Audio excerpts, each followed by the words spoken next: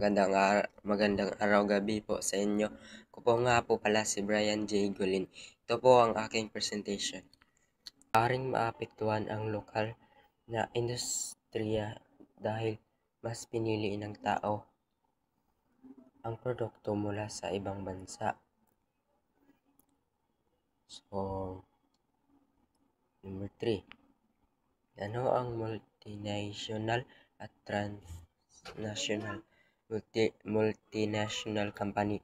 Ito ay mga kumpanyang may tatanggap o opisina sa iba't ibang bansa pero ang sentral na pamahalaan ay nanatili sa kanilang bansa pinagmulan.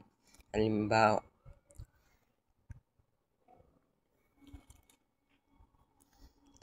mas matataas na kalidad na produkto ang mga mamimili.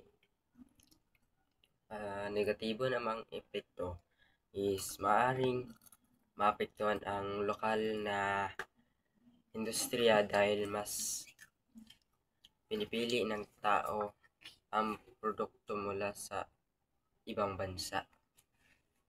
So number 3 na po tayo. So,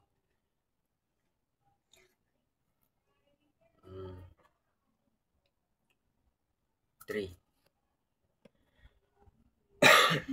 Ano ang multinational at transnational?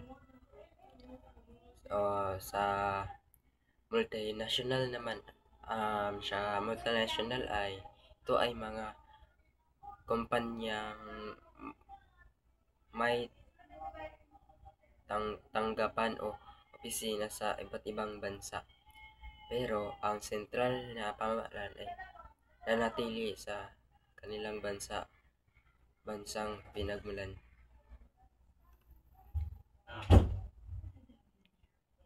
Sa transnational company naman din ay halos pare-pare ngunit mas nakatuon sila sa pandaigdigang operasyon.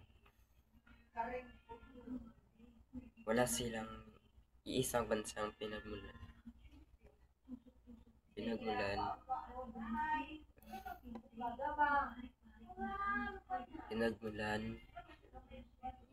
kundi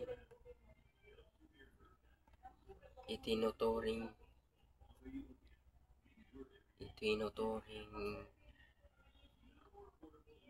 na pandigan ng kanilang negosyo.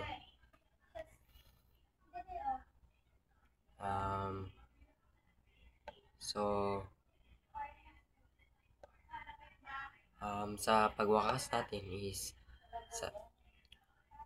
dito ay sa kabuuan ng globalisasyon ekonomiko ay may mabuti at masamang epekto, kaya mahalaga na maging handa ang bansa upang masulit ang benepisyo nito at mabawasan ang mga negatibong epekto sa atin.